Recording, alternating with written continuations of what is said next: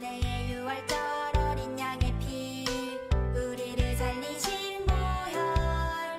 친구들 안녕하세요. 오늘은 누구를 섬기고 있나요? 라는 말씀 제목으로 다니엘 3장 17절로 23절까지의 말씀을 우리가 함께 나눠보려고 합니다. 여러분들 혹시 1910년도부터 45년도까지 우리나라에 일제강점기 시절이 있었다는 것 알고 있나요?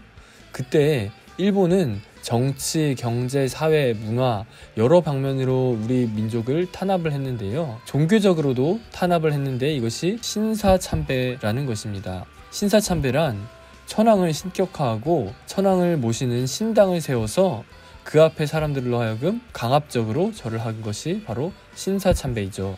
그래서 우리나라 각 지방에 이 신사를 세워서 사람들에게 억지로 절을 하게 했어요. 이것이 무서워서 그 앞에 절을 한 사람들이 대부분이었지만 당당히 믿음을 지키고 신사 앞에 절하지 않은 믿음의 선배들도 있었어요. 주기철 목사님이나 여러 훌륭한 믿음의 선배들이죠. 왜 믿음의 선배들이 신사참배를 거부했을까요? 하나님 외에는 다른 신은 없기 때문이에요. 그 믿음이 그 마음에 뿌리 내리고 있었기 때문에 죽기를 다짐하고 믿음을 지킬 수 있었던 거예요. 오늘 배울 말씀은 다니엘서를 배경으로 하고 있어요.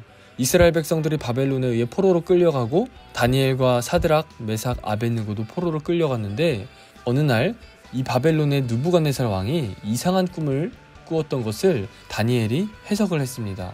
어느 나라도 영원하지 않고 결국 하나님의 나라만이 가득 차게 된다는 것이죠. 그러나 느부갓네살은 이 자신의 모습을 본따 머리부터 발끝까지 모두 금으로 세워서 높이 27m라는 어마어마한 금신상을 세우고 그것 앞에 사람들로 하여금 절하게 했어요. 그리고 이 금신상을 섬기지 않고 그것 앞에 절하지 않는 사람들은 모두 풀무불에 던져지는 극형을 처하게 했어요. 다니엘의 세 친구 사드락, 메삭, 아벳느고는 이런 위협에도 불구하고 하나님을 믿는 믿음을 지켰어요.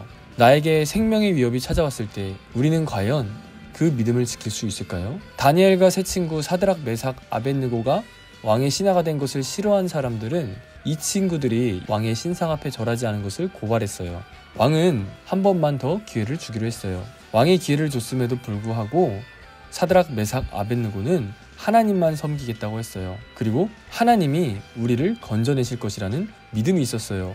그리 아니하실지라도 우리는 왕의 신들을 섬기지 않겠다고 결단했어요. 이런 세 친구의 모습에 왕은 그만 화가 나서 평상시보다 훨씬 더 뜨겁게 7배나 더 뜨겁게 했어요. 그래서 얼마나 뜨거웠냐면 이 세 친구와 함께 이 세 친구를 잡아놓은 양 옆의 병사들이 그만 타 죽고 말았죠. 그러나 하나님께서는 이 세 친구들의 믿음을 보시고 세 친구를 불 가운데서 지켰어요. 믿지 못할 일이 일어났죠. 그 안에는 세 친구뿐만이 아니라 신들의 아들 같은 사람이 있었어요. 장차 오실 구원자 예수 그리스도의 구약에 나타나신 현현 모습이었어요. 이 모습을 본 왕은 당대 어떤 사람들보다 이 세 친구 사드락, 메삭, 아벳느고를 모든 신하들보다 존귀히 높여주었죠. 당대 느부갓네살 왕은 엄청나게 강력한 왕이었어요. 어느 누구라도 이 왕의 명령을 따를 수밖에 없었죠. 그러나 우리가 한 가지 기억해야 될 것은 오늘 사드락, 메삭, 아벳느고가 보였던 행동처럼 어떤 세상의 왕보다 바로 하나님이 더 크시다는 것을 기억해야 돼요. 세상은 하나님의 왕되심을 인정하지 않아요. 그래서 무엇이 왕이야, 무엇이 최고야 하면서 따르죠. 우리 친구들의 마음속의 왕은 누구인가요? 하나님인가요? 아니면 세상인가요? 어떤 세상의 방법들보다 어떤 지식보다 더 하나님을 따르는 저와 여러분들이 되기를 소망합니다. 우리의 믿음을 무시하고 반대하는 세력들로부터 세상으로부터 믿음을 지켜나가는 저와 여러분들이 되기를 간절히 소망합니다. 이제 기도할게요.